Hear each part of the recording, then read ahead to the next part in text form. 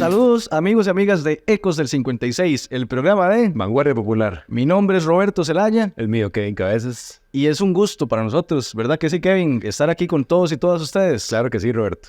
Como cada vez que venimos a grabar este programa, con mucha dedicación, con mucho cariño, para nuestro pueblo costarricense, para traerle temas de interés nacional, internacional, deportes, cultura también. ¿Qué está pasando en Costa Rica? ¿Qué está pasando en el mundo? ¿Sí?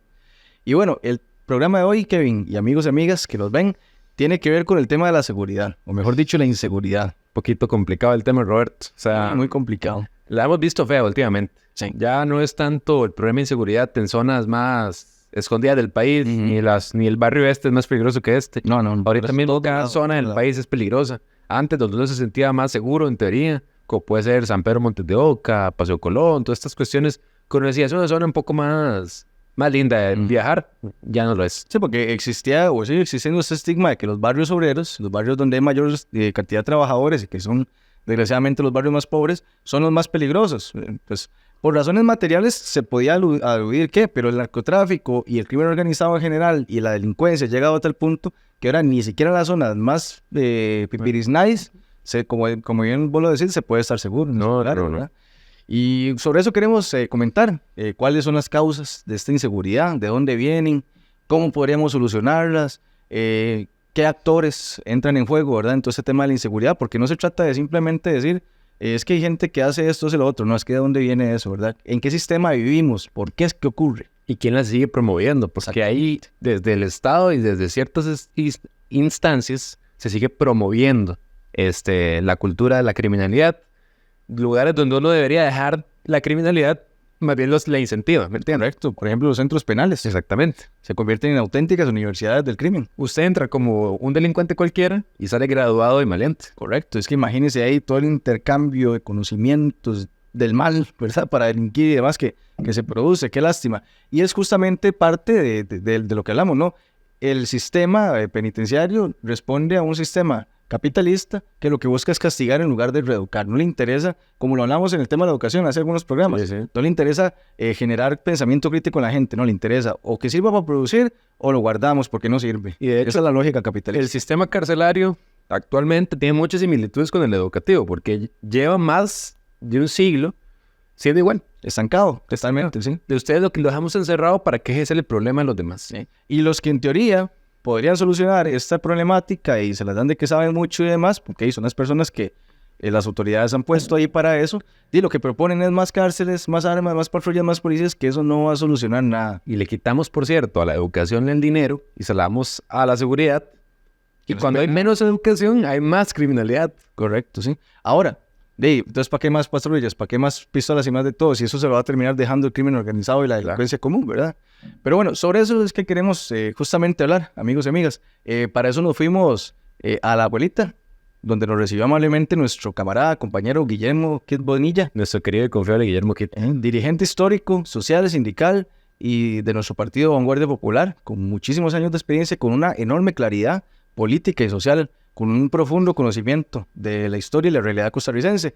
Él nos recibió, nos contestó una serie de preguntas que veremos más adelante y no nos quedamos solo con eso, Kevin. Hicimos lo que hacemos en casi todos nuestros programas, que es ir a la calle a pedirle opinión a la gente, ¿verdad? La gente de a pie como nosotros, que vive día a día la inseguridad, los problemas, las peripecias y la realidad de nuestro país. Sí, porque lo que importa realmente no es lo que diga usted, ni lo que diga yo, ni lo que diga el Estado, lo que sea, es lo que piensa la gente. Correcto, es que somos los que la vivimos realmente, sí. Los que la pasamos en carne propia.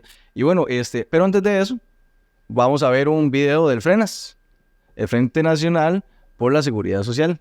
Sí, como ya es costumbre en nuestro programa. Sí, que nos llama a la reflexión de por qué hay que defender la caja, por qué tenemos que cuidar nuestro seguro social solidario. Y si no les queda claro, los invito a visitar nuestro primer programa de Ecos del 56 sobre la defensa de la caja costarricense. Ahí lo tienen, ahí sale en el canal de YouTube. Pero entonces, sin más, vayamos a ver este video, ¿ok? Y amigos y amigas que nos ven. Hace 17 años fui a hacerme un chequeo médico y ahí me enteré que tenía una dolencia cardíaca y que tenía que hacerme una operación a corazón abierto. Cuando el médico me dijo eso, me puse a averiguar cuánto me podría costar esto en medicina privada. Y ahí me horroricé. Me di cuenta que una operación de este tipo me habría costado la casa, el carro y todo lo que tenía. Y después no habría sabido de qué vivir. Finalmente me la hice en el Hospital México. La calidad profesional y humana de todos los profesionales de la Caja del Seguro fue excelente. Es por eso que yo siempre pago las cuotas, como empresario siempre pago las cuotas que me corresponden. Cuando veo que otros empresarios no lo hacen, no pienso, bueno, allá ellos. No, es mi responsabilidad y mi derecho como ciudadano exigir que todos paguemos y todos contribuyamos por igual a mantener esta institución que es la base de la paz social de nuestro país.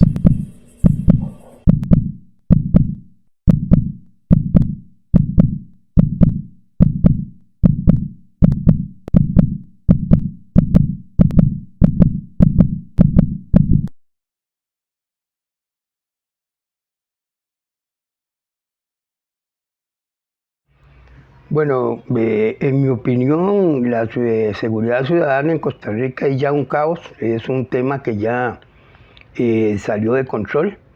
Si usted ve las noticias todos los días y un día matan 8 personas y otro día hay otros 8 asesinatos, y ya este año estamos, en lo que va del año, en septiembre, estamos superando los 600 homicidios, y según la información de los organismos policiales podríamos estar superando los 900 este año. De lo que tenemos sencillamente es un caos. En mi opinión me parece que está muy complicado el asunto de la seguridad. Se están mezclando muchas cosas, entre ellos principalmente lo que es la falta de formación en valores en la juventud. A veces la educación también no comprende todas esas áreas preventivas que debiera comprender. Bueno, en el país, dependiendo de las zonas, digamos. Pero tal vez sí puede decir que ciertas zonas sí y ciertas zonas no, es que eso también depende mucho. Pésima. Hay que reforzar mucho los temas de seguridad, que los policías estén más atentos, resguardarnos también nosotros como ciudadanos de la ciudad, ¿verdad? Y ayudarnos y apoyarnos entre todos para que sea un lugar un poquito más seguro, ya que muchas veces las autoridades pues como que no hacen mucho de su parte, ¿verdad? Y estamos de vuelta con más de Ecos del 56, el programa de Vanguardia Popular. Y Kevin, bueno, ahí la respuesta de nuestros compañeros, bueno, nuestro compañero Guillermo Kidd y la gente de la calle, nos hacen ver que el panorama es ciertamente desalentador. No, y estamos todos de acuerdo con que cada vez es más compleja la situación, ¿no? O sea, cada vez es más peligroso, cada vez uno tiene que tener cuidado incluso saliendo en su propio barrio. Correcto. Por ejemplo, yo que soy de 500 Tibás, que por un tiempo la situación estuvo un poco fea, por un tiempo ahorita está un poquito más tranquila. Pero cada vez más se pone más caliente el barrio, ¿no? Uh-huh. Cada vez más uno allá en la zona de San José, nosotros que somos de San José, vemos que cada vez hay más gente desamparada en la calle, que incurre en criminalidad para poder sobrevivir, y cada día más caminar por la capital es más preocupante, ¿no? Se pone más nervioso. Claro, y digamos, y más allá del Valle Central, que es nuestra zona habitual, nos han compartido algunas personas en zonas rurales. Se da, por ejemplo, en los casos de zonas prácticamente fallidas, por ejemplo, donde ya la principal autoridad es el narcotráfico. Claro. Por ejemplo, los chavalillos o las chavalillas o la gente que desgraciadamente consume algún tipo de droga salen y ya cuentan la gente que ven y llegan a increpar a esas personas que están ahí consumiendo, a preguntarles quién les vendió eso, ¿verdad? Porque pretenden mantener, y consiguen mantener un dominio sobre esas zonas, ¿verdad? Entonces, se llegan a dar inclusive un estatus de autoridad. ¿No? Y se vuelven con más autoridad que la propia autoridad municipal de esa zona. Sí, exactamente. Y la policía entra por protocolo y muchas veces por corrupción también, ¿verdad? Y hay muchas zonas en las que no es. Los ojos ahí tapados. Y hay zonas a donde no entran. Por ejemplo, no me acuerdo si era aquí en Desamparados, aquí cerquita, que había una delegación que estaba completamente abandonada y la policía no entraba. O sea, de plano, si usted ocupaba la policía tenía que irse larguísimo a buscarlo. Imagínense. O sea, ya eso se llaman zonas fallidas. Claro. Y que nos puede llevar a lo que se conoce como un estado fallido, donde ya ni policía, ni ministerios, ni nada, no hay ley, no hay absolutamente nada. No. La ley de lo más fuerte. Y desgraciadamente es a lo que apunta, que podríamos llegar en algún momento si esa situación no se compone. Ahora, más adelante podemos ver cuáles son las causas.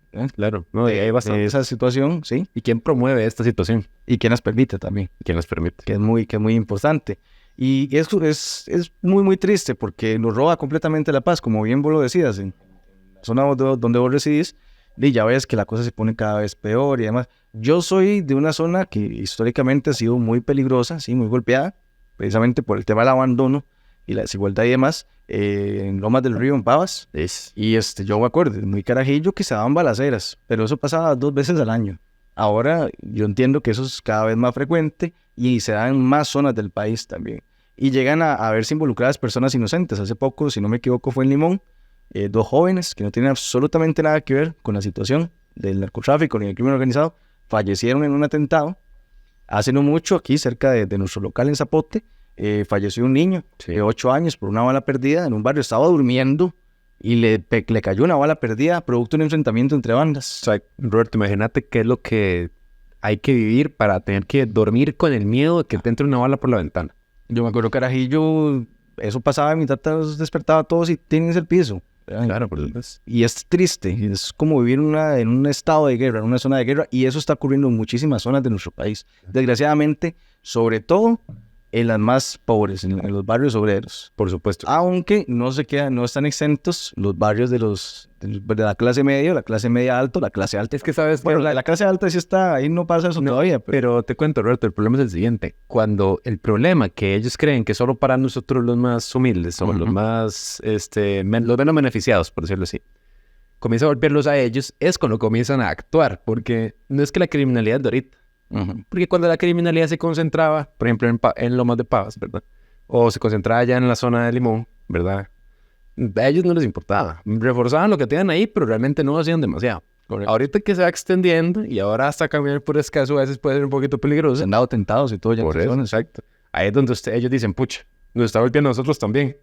Vamos a meterle más policías, vamos a meterle más armas nuevas. A eso quería ir yo, responden con mayor brutalidad, como se ha dado en el caso de Brasil, como se ha dado, por ejemplo, en Argentina y en otras zonas donde se da la política del gatillo fácil. Entran las fuerzas de tarea, como por ejemplo la GAO, que es una fuerza de tarea. Aquí dicen que no hay ejército, pero hay fuerzas de tarea, qué cosa más interesante. Entran a los barrios y matan a medio mundo. Claro. Ellos pasan disparando y ahí lo que son esos ranchitos de lata o casas de cartón o con paredes muy delgadas, como ocurre en nuestro país. Y ahí en esas balaceras donde se ven involucradas armas de grueso calibre, tanto por parte de los delincuentes como por parte de los policías, caen los inocentes. Entonces ahí es donde tenemos un auténtico problema. Se da el fenómeno también de la criminalización de la pobreza, que eso aquí en Costa Rica existe mucho. Sí, sobre que todo. Si sos de León 13, ya te estigmatizan que sos una persona peligrosa. Que sos peligrosa, sos narco. Cuando sos una persona trabajadora, la mayoría de las personas en esos barrios conflictivos, como les dicen, somos personas trabajadoras. Y mira, yo que, por ejemplo, yo fui a un colegio humilde, ¿no? Yo fui a un colegio en Tibás y pues realmente había gente de todas las zonas de Tibás. Mucha gente tirando para Moravia, las zonas un poquillo más riquillas. Y la gente más del Tibás profundo, ¿no? León 13, Cuatro Reinas y la cuestión. Y la gente de los barrios más humildes era casi como, puta, el tío ese mate que es el narco, ¿no? Sí, ya empieza a darse esa habladuría. Sí. Y hay gente, y lo vamos a hablar más adelante también, ¿verdad? Que el tema de la represión y todo esto, que dice, mira, hay que hacer lo que hizo Bukele, puchica, pero hay que ser francos. Bueno, esa gente en El Salvador, y esa gente me refiero a su gobierno, están respondiendo a una situación particular, ¿no? Que es el tema de las madres y todo esto, pero no lo están haciendo... de gusto, puro gusto. Sí, y no lo están haciendo como tal vez debería hacerse, atenderse de manera integral. No están combatiendo la desigualdad, no están haciendo un montón de cosas, están reprimiendo, y desgraciadamente en esa represión se ve involucrada mucha gente inocente también. Por supuesto, digamos. Y es lo que puede llegar a pasar aquí también. Y es que en Costa Rica no hay, por ejemplo, hay un problema de criminalidad. No hay un problema como lo hubo en El Salvador, por ejemplo. Entonces, aquí no podemos venir y en todos los barrios, todos los que sean sospechosos, meterlos a la cárcel. No, porque aquí no es como allá, Aquí no es como allá que todos los que tienen un tatuaje eran mareros. Aquí uno no sabe quién puede ser delincuente. Exactamente. Pero si sos de tal zona, ya te catalogan. Exactamente. Y si sos joven también. Por supuesto. Y eso es una cuestión que pasa a lo largo de la historia. Y hasta como usted va vestido. Si usted va vestido como a la policía no le gusta que usted vaya vestido, pucha, este man tiene que ser maleante. Sí. Y sobre todo con una policía como la que existe aquí, que es una policía elitista, una policía xenofóbica, una policía porofóbica, o sea, que odia a los pobres, siendo ellos también pobres, Entonces es complicado, es complejo el tema de cómo abordar, ¿verdad? El tema de la seguridad. No es como simplemente más policía, más cárceles, más armas, no. Y Roberto, es complicado porque hemos visto parte Poder Ejecutivo, más que nada, este discurso de echarle la culpa al inmigrante, ¿verdad? Bien. De no Puro fascismo. no pueden, extrema derecha. no pueden entrar los inmigrantes en Costa Rica, ya no hay lugar para ponerlos. Y esto es casi diciendo, si entran inmigrantes, el problema que ocasionen será por culpa de ellos. Acordate la ola de venezolanos que entraron a Costa Rica. Sí. Cuando los veían a los venezolanos, casi que se les tiraron encima los policías. Sí, es parte de eso mismo. Y ahí mismo podemos englobar el tema de criminalizar al pobre. Entonces, ahora que decir eso de la ropa, pues que hay un montón de gente que anda con su ropa holgada, que mucha gente prejuiciosa les dice que el chata, que el esto, que el otro. Y son gente que va a su trabajo, man, que va a la construcción, que va a la tienda, que va al call center, que va a la fábrica, que va al restaurante a trabajar día con día, es una persona honesta. Pero le gusta vestir tal vez con cierta estética. Y es hasta cultural. Exactamente, y ya la policía le llega. Y ya alguna gente la ve rara y todo. Si se vistiera de otra manera, no le pedirían la cédula cuando va caminando por la calle, por ejemplo. Exactamente. Pero el de saco y corbata, que es que sí nos está haciendo leña, ¿verdad? Robándose nuestros recursos y recortándonos y lucrando con los bienes del Estado. Hacen paso por aquí, señor. Ese no saben dónde ponerlo. Pero bueno, es el tema, ¿verdad? Yo creo que con esto logramos un poco tal vez retratar de qué está pasando, ¿verdad? El descontrol que se vive en Costa Rica y que desgraciadamente toda esta situación de inseguridad lleva a la población a prácticamente pedir a gritos seguridad, seguridad, seguridad, represión, ¿verdad? Que es en lo que termina convirtiéndose todo ese exceso de seguridad. Pero bueno, si te parece, Kevin, podemos ir a ver la segunda pregunta que le hicimos a Guillermo Kitt y a la gente en la calle, que es, ¿cuáles considera que son las causas de la inseguridad, las causas de la delincuencia, ¿verdad? Este auge del crimen organizado y demás? Entonces, si te parece bien, vayamos a verlo. Corre video. Bueno, nosotros siempre hemos vivido en el capitalismo, es el sistema con el cual hemos vivido, con una economía de las que lucran pocas personas, con una gran desigualdad social.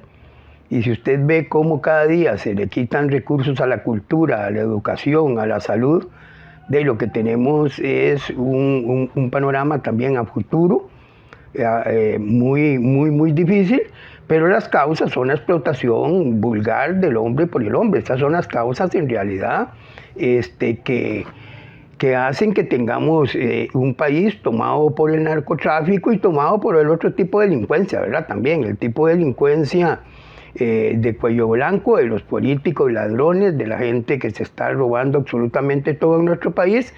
Y el germen de esto es precisamente la desigualdad social. Es decir, usted no puede pretender que gente que amanece un día sin comer y otro día también sin comer, esos hijos no piensen en la delincuencia y en conseguir dinero fácil y se conviertan en delincuentes de todas las categorías. Y a veces la oferta en ese sentido es muy abundante porque están las malas cabezas y las malas compañías y los dineros mal habidos que se presentan de una manera muy fácil. Bueno, considero que todo empieza desde nuestro hogar, ¿verdad? Entonces siento que la falta de valores y la falta del acompañamiento del padre, desde que una persona es un niño y ya crece, ¿verdad? Ellos tal vez como al no tener esa protección de su padre o de su madre, entonces ellos se refugian en otras cosas, amigos, drogas, alcohol. Y eso es lo que incrementa, digamos, de que no haya seguridad, porque de ahí se empieza. Muchas veces la falta de ingreso económico, muchas veces las familias no mandan a los niños a escuelas o instituciones por el simple hecho que no pueden solver las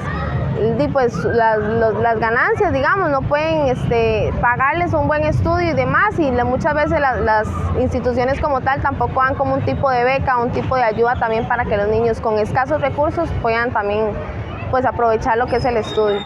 Bienvenidos de vuelta a Ecos del 56, el programa de Vanguardia Popular. Y Roberto, estamos de vuelta después de la respuesta de Guillermo Kitt. Pues de ahí, y la respuesta de la gente también, por supuesto, ¿no? Y pues de ahí, sí, está complicada la situación, ¿verdad? Esas causas están muy bien identificadas. Las causas de la inseguridad. Desigualdad, un sistema que hace lucrar a pocos a costillas de los demás, ¿no?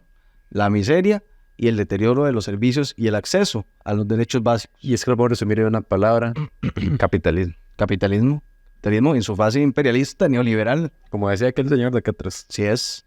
Bien, ¿qué hacer entonces? ¿Verdad?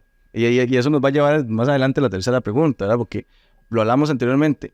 ¿Qué hacemos? Hacemos lo de Bukele, hacemos lo de Duterte allá ¿dónde fue? En Filipinas era. Me parece que era Filipinas, ¿sí?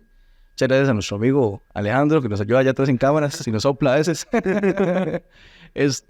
Y no, definitivamente, si queremos acabar con este problema, tenemos que crear las condiciones. Y cuando digo tenemos que, es que como país, que es una obligación del Estado, claro. ¿sí? Y nosotros como población exactamente, empujar a que ese Estado solucione, ¿por medio de qué? De crear las condiciones, no para darle ayuditas a la gente, no para cahuetear a nadie, no para seguir alimentando el asistencialismo, sino crear las bases para que la gente tenga trabajo, para que haya vivienda, que esa vivienda no se va a regalar simplemente, se va a pagar con el fruto de qué, del trabajo, para que haya estudio, que ese estudio se va a pagar como en forma de regresárselo a la sociedad una vez que se gradúa la gente y todo. No es regalar, es que existan condiciones que la población podamos aprovechar. Y Roberto, decía alguien, que no me acuerdo quién era, pero lo vi en un programa un día de estos, que decía que las ayudas sociales no generan pobreza. La pobreza genera ayudas sociales. Sí, la pobreza crea la necesidad de asistencialismo, justamente. ¿Sí? Por ejemplo, el asistencialismo, ¿quién lo inventa en Costa Rica? El PLN. El PLN le servía que hubiera un Estado ahí que mantuviera cierto control. Muy bien a unos pocos, sí, en cierto control, y mantener muy bien a unos pocos, más o menos a unos muchos, y a otros ahí más o menos muy mal todavía, ¿verdad? Los que no podían llegar. Lo que pasa es que con la profundización de la crisis capitalista y al neoliberalismo, esa brecha entre pobres y ricos se abre más, ¿verdad? Y la clase media que creó en su momento Liberación Nacional ya no existe. Entonces ahora tenemos este desastre, ¿verdad? Un sistema educativo desbaratado, una caja muy dañada, ¿verdad? Y en constante ataque. No hay vivienda. Y ya este gobierno vino a terminar con la poca inversión en vivienda que ya por sí habían dejado los demás gobiernos nefastos. Sí, ahora para que el gobierno se le ayude a invertir en su vivienda, se tiene que tener la vivienda. Correcto. Entonces, la mayoría de gente no puede acceder a un préstamo o a un bono de ¿qué es? El IMBU. El IMBU, sí, exactamente. Entonces, todo esto genera una bola gigantesca de nieve que termina desembocando en criminalidad, en jóvenes muy jóvenes, o sea, no súper jóvenes, no 14 años. No pasando por menos de 12 años al menos, ¿verdad? O sea, yo he visto muchachos que ya a los 13, 12 ya están con malas compañías y a los 15 ya están delinquiendo totalmente. Vea, se han dado casos de sicarios de 12 años, 13 años. Sí. En nuestro país, eso ocurre en nuestro país, exactamente. De prostitución, niñas de 13, 14, 12 años, tristeza, ¿verdad? Explotadas muchas veces por sus familias o por gente ajena a sus familias también. Veamos el nivel de desintegración, el nivel de corrupción y de deshumanización hasta cierto punto, ¿no? Que genera un sistema tan desigual y tan injusto y tan violento. Porque realmente lo que termina haciendo la gente es reproduciendo la violencia que sufre desde arriba. Básicamente eso es lo que está ocurriendo. Entonces, ¿cómo corregimos esto? A nosotros nos parece, y lo vamos a ver más adelante, el tema de las soluciones con inversión social. Es que es lo único, Roberto. Y los recortes que está realizando este gobierno incentivan que se cree más criminalidad, más violencia, que cada vez los jóvenes deserten más del colegio, como ya hablamos en un programa pasado, lo hemos recalcado bastante, ¿verdad? Que todo esto parece una trama para hacer desertar a jóvenes del colegio y ponerse a trabajar. Pero también hay un muy buen porcentaje de estos jóvenes que terminarán en manos del narcotráfico, en manos del crimen organizado. Y es que hay barrios muy grandes, incluso, que el único sostén del barrio es la criminalidad. Que ayuda a veces más el criminal a mantener a una familia que el propio Estado, que es el que debería encargarse de eso. Y pues la gente le hace su culto al narco. Correcto. Y no queremos decir con eso que eso sea bueno. No, es horrible. Es horrible. Está ocurriendo algo horrible que se sustenta a partir de la muerte. Una dosis que una persona compre es una persona o más personas muertas. ¿Cierto? Entonces, pero se da esa situación. A propósito de eso, un dato. El Banco Central de Costa Rica hace poco informó que en los últimos 6 meses se han detectado alrededor de 2.000 millones de dólares, 2.000 millones de dólares que no se sabe de dónde salieron, no se sabe dónde vinieron. Yo creo que blanco es y la gallina lo pone, y es que todo eso entra a Costa Rica y sale en forma de droga, ¿verdad? Claro. Aquí hay una gran cantidad de dólares que no se están pudiendo detectar y que están incidiendo en la economía, ¿verdad? Por ejemplo, hasta el mismo precio del dólar puede estar siendo afectado por esa abundancia de divisa extranjera producto del narcotráfico, y eso es terrible. Imagínate vos la deuda que podría pagar el país con esa cantidad de plata. Eso es algo terrible. Entonces démonos una idea, ¿verdad? Cómo eso puede llegar a afectar una economía también. En el 2018, el préstamo que estaba gestionando el PAC, un préstamo muy dañino que estaba gestionando con el Fondo Monetario Internacional, era de más o menos $1.500 millones. Imagínense. Casi el doble de la plata. Estamos hablando estamos hablando de más de $500 millones más que lo que iba a hacer lo que fue en su momento ese préstamo del Fondo Monetario Internacional. Que no Vean la decisión, ¿verdad? Ahora, otra cosa, el tema de la privatización de los muelles, ¿hasta qué punto no pudo haber ahí una inversión del mismo crimen organizado? Sí, y dejar de la javdeada porque no podía tomar, porque había sindicato, porque ¿verdad? Era otra cosa, entonces tal vez le servía más crear un ente privado que se hiciera con la gestión de los muelles y demás. Es más, hay que ser malicioso, ¿verdad? Hay que ser desconfiados, ¿no? Roberto, la cantidad de dinero que pierde el propio Estado dejando a Habdeba inoperante para que lo tomen privados, y la cantidad de droga y de armas y toda la cuestión que pasa por esos muelles, que ahorita decimos, es que los escáneres están en un par de puertos y ni siquiera detectan todas las cargas, porque el show que hacen cuando detectan algo, si lo hicieran que detectan algo, no, pues, sería una maravilla, ¿verdad?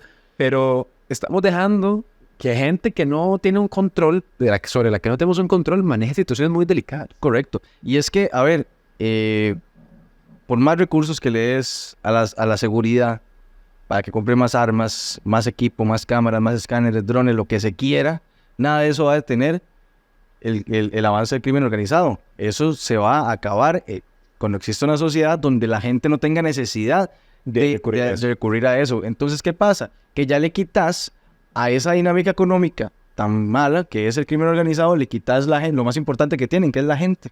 Porque pueden tener armas, pueden producir droga, pueden tener plata, pero si no tienen la gente... Claro, si no tienen sus propios soldados, ¿verdad? Porque son soldados.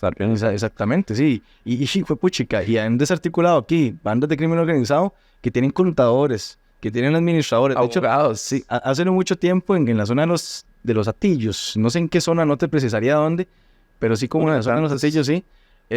Una banda muy particular que lo que informaban por lo menos era que no recurría a los métodos violentos usuales, ¿verdad? Como más de amenazas y lo que sea. Sí, se manejaban diferente que el resto de grupos que sí te llegan y hacen masacres y demás. Pero esta gente igual era un grupo de crimen organizado y propiciaban la muerte de gente aunque no la ejecutaran de mano propia, porque la droga es muerte, al final de cuentas, ¿no? El narcotráfico es muerte. Pero el tema es que tenían planilla.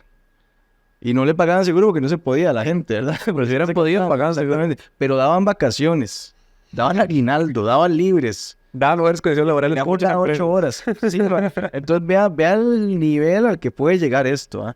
Y entonces no lo podemos tomar en broma. No podemos permitir que simplemente la gente que nos gobierna llegue y diga, no, que se maten entre ellos. O como dijo el que estuvo, el anterior ministro de Seguridad, llegaría a decir, vaya, toque la puerta, el narco del barrio, dígale, por favor, no venda droga. Puchica. Pareciera que nos están molestando. Esto hay que atacarlo y no de la manera en que los gobernantes tienen en mente, porque lo que ellos conocen nada más es la brutalidad, la represión, que eso no va a acabar con nada. Eso es como una hidra de 3 cabezas. Se le corta una y salen otra más y otra y otra y otra. O sea, no es atacar al individuo, es atacar la causa del fenómeno. Exactamente, es que no puede ir a encerrar a todos los criminales, a encerrar a todas las cabecillas y todo, que lo van a seguir maquinando desde dentro. Si usted le da a la gente oportunidades, a la gente le da educación, le da capacidad de desarrollarse como persona, no tendrán la necesidad nunca de robar, de matar, de traficar, de nada de eso, porque no va a tener valor. ¿Me entiende? Sí, exactamente. Pero bueno, vayamos a ver la tercera pregunta que le hicimos tanto a Guillermo como a la gente en la calle. Adelante. Que es, ¿cuáles pueden ser las mejores soluciones para acabar con la inseguridad? ¿Más policía, más represión, más fuerza o más inversión social? Adelante, corre video.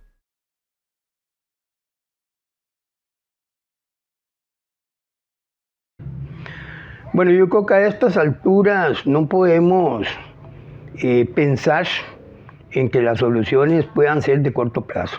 Ya en la situación en que estamos, las soluciones tienen que ser de largo plazo y uno ve, no sé si con tristeza, si se sigue posiblemente con tristeza, uno ve cómo los que se dicen expertos en seguridad siguen hablando de que hay que tener más policías, que hay que hacer más cárceles, que hay que tener más patrullas, que hay que tener armas más sofisticadas, en fin, que hay que tener recursos para la represión, más dinero para la Corte, para los tribunales, para que los tribunales sean más ágiles y metan más rápido a la gente a la cárcel, pero así no vamos a terminar el problema.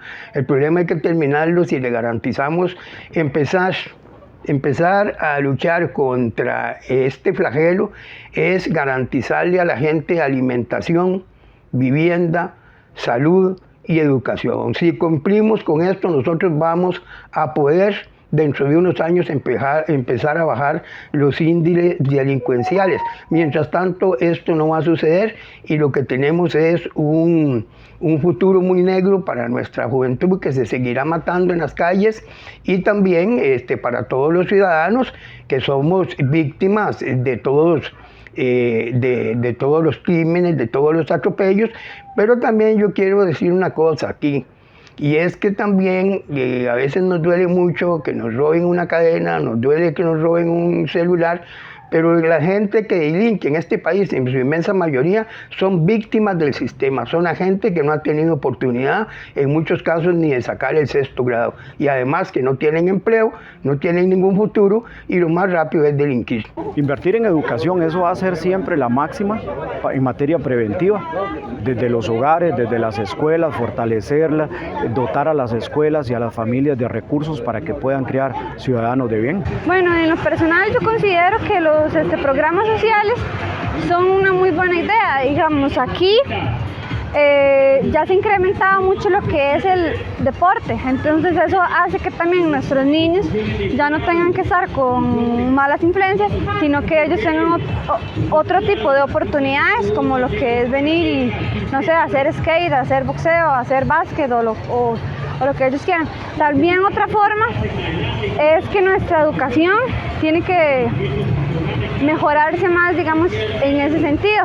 Tal vez más centros educativos, más oportunidades laborales para las familias, los padres encargados de niños que puedan tener un empleo, optar por un empleo para darle una mejor calidad de vida a los niños. Y estamos de vuelta con más de Ecos del 56, el programa de Vanguardia Popular.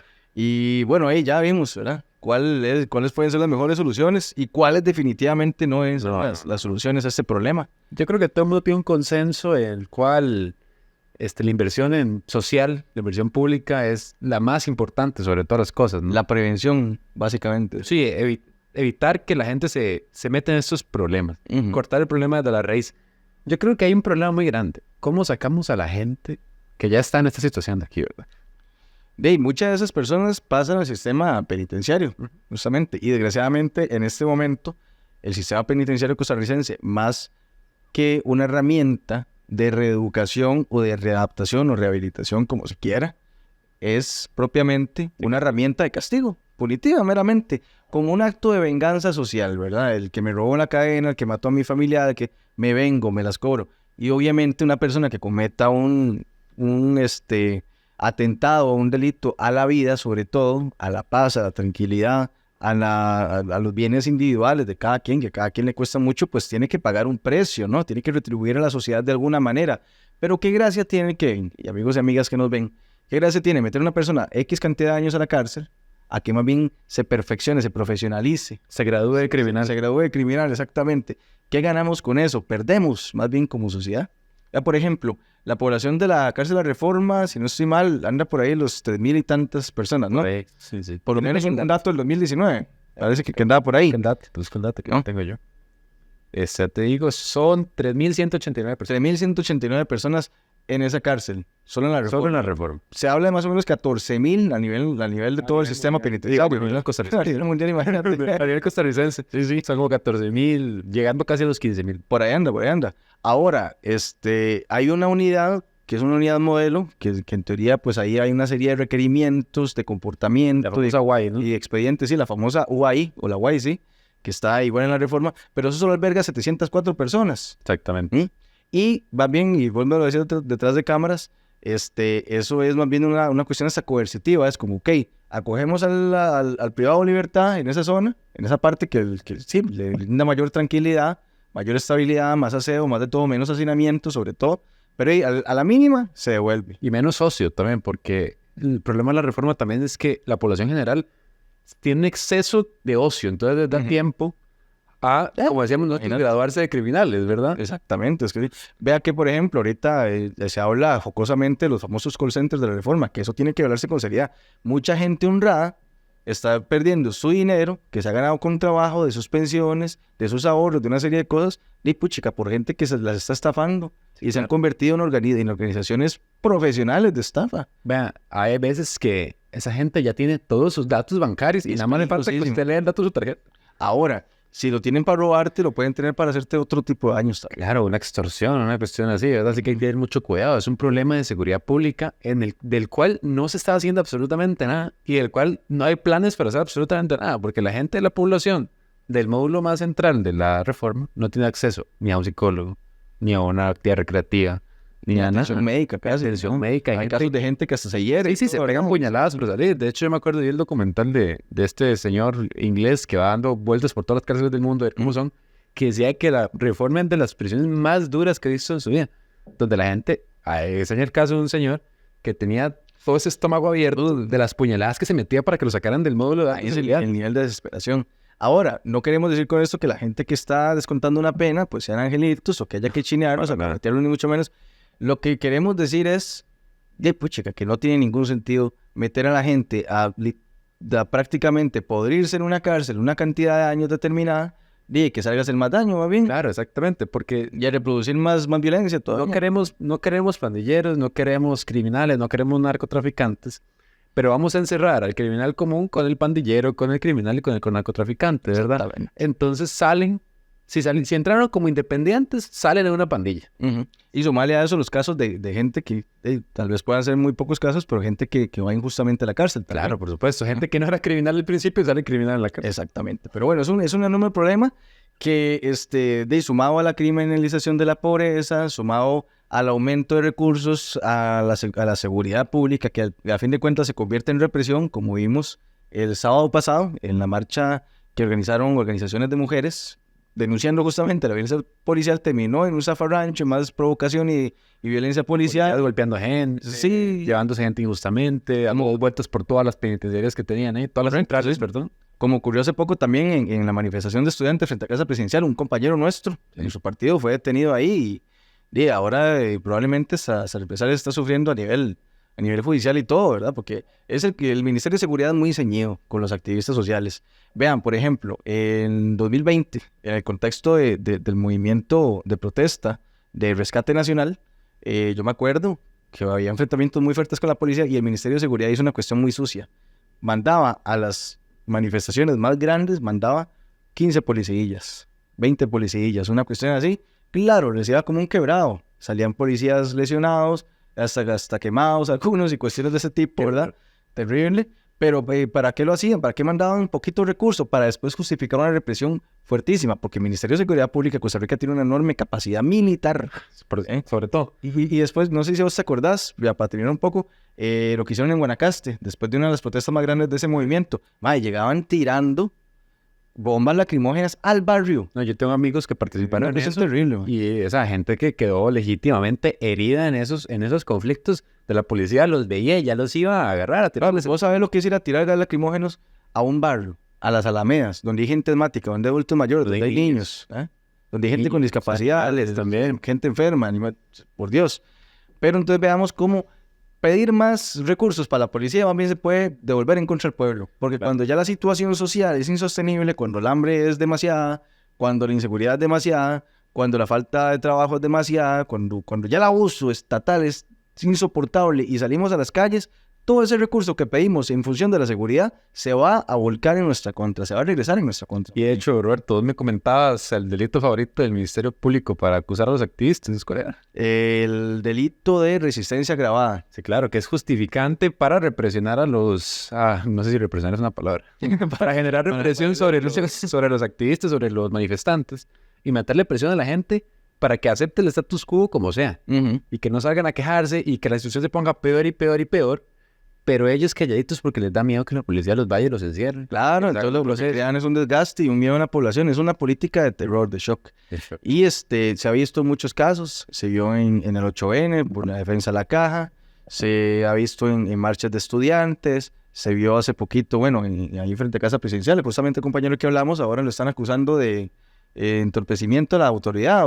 Me parece. Sí, no, por ahí anda el delito que le están imputando. Pero todo eso es para joder, para desmoralizar a la persona y a los que lo rodean, ¿verdad? Para desincentivar la protesta social. Entonces, ahí están los recursos, en joder más bien a la gente que sale a protestar a las calles. Por supuesto, y no hay gente, lo más preocupante es gente del pueblo, como vos y como yo, justificando los actos de la policía, porque la policía tiene su gran capacidad para convencer a la persona común de que son ellos, ¿no? Los que se están quejando son los que están mal, ellos son los que van violentamente, cuando no, como se está dentro de la manifestación, nosotros que hemos estado en manifestaciones, nos damos cuenta que cuando estamos ahí, no hay violencia. La violencia empieza cuando aparece el policía. Vean lo que hizo Carlos Alvarado. ¿Cómo se llamaba aquel ministro? Michael Soto. Era que estaba cuando el Rescate Nacional llegó frente a la Casa Presidencial, aparte de la ley antihuelgas, los infiltrados, que no solo Alvarado los ha usado todo tipo de gobierno. Pero él metió infiltrados en esa marcha para generar caos, violencia y hubo gente imputada y todo. Ah, sí, que gente que se te acercaba por la espalda. Hagamos un despelote aquí. Sí, péguenle a ese policía. Y resultaron ser policías al final. Entonces, puchica, es muy fregado que se den ese tipo de situaciones. Lo que hay que hacer es, a fin de cuentas, consideramos nosotros, es invertir en educación, invertir en vivienda, invertir en salud, generar las condiciones para que exista trabajo. Eso es lo que pide este pueblo, eso es lo que necesita este pueblo.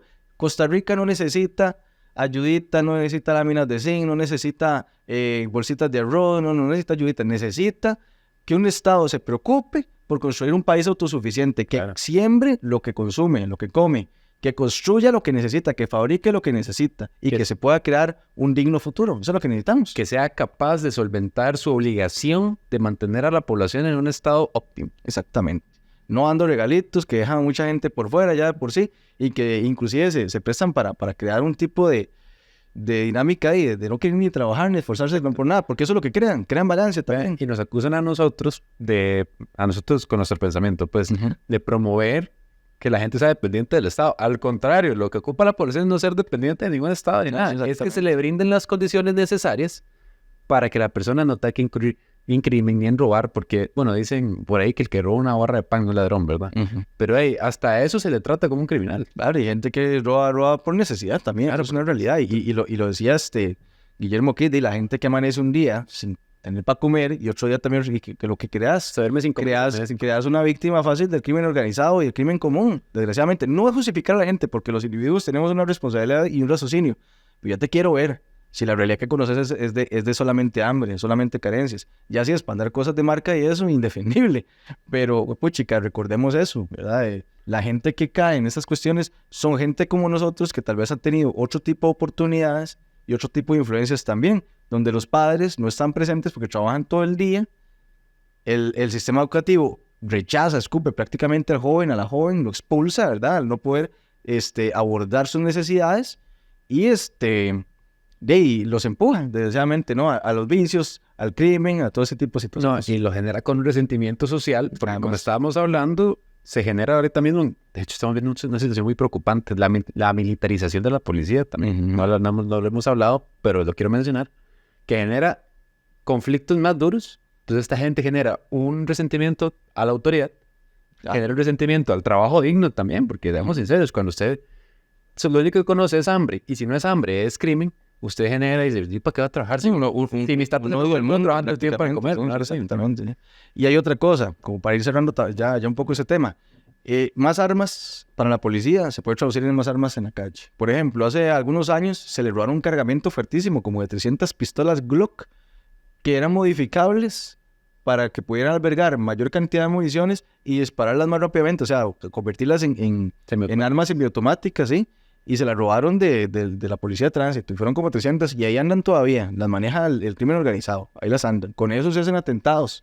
Son chunches que te pueden albergar 30 balas en una pistola 9 milímetros y sirve para provocar atentados. Y con cargador ampliado. Exactamente. Entonces imagínense si ya la policía le empiezan a dar ametralladoras más fuertes, Eso ahí. Estos tratos con la con policía hay corrupción. Estos tratos con el ejército estadounidense me preocupan un montón también. Esos son armas, más armas en Costa Rica. Vean el problema de las armas en Estados Unidos, por ejemplo, ¿sí? Y bueno, pongámonos en situación, ¿verdad? Y cuando se creó la GAO y todo esto, los mandaban a las zonas más golpeadas y que se daban casos de violaciones, casos de ¿cómo se llama esta cuestión? Cuando retenés a una persona, prácticamente secuestrarla. Sí. ¿Verdad? Se daban casos de robos, de allanamientos ilegales y demás. Entonces, la respuesta definitivamente es la prevención para evitar la represión, ¿no? Es eso, construyamos un mejor país, más educación, más arte, más cultura, más deporte. Tomemos la responsabilidad. Porque decía nuestro secretario general del partido, don Humberto Vargas, decía que la gente en estas situaciones también es nuestra responsabilidad, ¿verdad? Lo decía en el aniversario del partido, el discurso muy bueno que dio, que son nuestra responsabilidad, no se puede dejar de lado. Compatriotas, no se puede dejar. El joven, ¿cómo era que decía? El joven, la joven que delinque, que consume drogas, que trafica drogas, es nuestro compatriota y es nuestra responsabilidad también. No son desechos de la sociedad. Exactamente. No son desechos de la sociedad. Y toda persona tiene derecho a una segunda oportunidad y todo ser humano puede redimirse de sus errores y retribuir a la sociedad y a sus semejantes y convertirse en una persona de bien para construir un país de bien. Nosotros no podemos caer en eso. Los seres humanos no somos basura desechable, ¿no? Y los que no han nacido, tenemos que luchar para que construir un país mejor. Crear una linda Costa Rica. A propósito que ya estamos en el mes patrio, además, ¿verdad? Sí. Queremos hacer patria. Hagamos conciencia sobre esos temas. No solamente pongamos la banderita de afuera. Yo soy uno que tengo la banderita todo el año ahí pegada en la ventana. Y los compañeros que han ido a mi casa son testigos de eso. Pero eso no es el patriota. Ser patriota es preocuparse por los problemas del país y ver cómo hacemos para solucionarlos. Y la mejor manera de solucionarlos es organizándonos como pueblo y educándonos. Y educando a los demás y organizando a los demás. Por supuesto, Roberto. Pero bueno, Kevin y amigos y amigas, y nuestro amigo Alejandro que nos ayuda en las cámaras, eso es todo por este programa de Ecos del 56. Recordarles en qué redes sociales nos pueden encontrar. Síganos en Instagram, Facebook, YouTube, TikTok y cualquier red social que haga próximamente. Estamos también planeando una migración a solo audio también en Spotify. Sí. Para los que nos escuchan. Ya nos han pedido mucho eso. Sí. Para los que nos escuchan tal vez un poco sin poder ver el video, ¿verdad? Entonces, ahí sigan nuestras redes sociales, están al pendiente. Como siempre, nos vemos la siguiente semana en un programa más, Roberto. Sí, que nos dejen ahí sus comentarios también, son muy importantes para nosotros, ¿verdad? Que los acatamos. Por ejemplo, eso del Spotify fue una sugerencia ahí. Claro. Ahí la llevamos adelante. Y ahí esperamos traerles más adelante más sorpresas, mayor interacción. Díganos de qué temas quieren que hablemos. Escríbanos ahí en YouTube o en Facebook o en Instagram, en todas nuestras redes. Mensaje privado. Sobre qué quieren que hablemos y de ahí nosotros vemos a ver de qué manera abordamos el tema. Por supuesto que sí. Entonces, sin más, nos despedimos. Yo soy Roberto Zelaya. Yo soy Kevin Cabezas. Y esto fue Ecos del 56, el programa de Vanguardia Popular. Nos vemos en la próxima. Hasta la siguiente semana.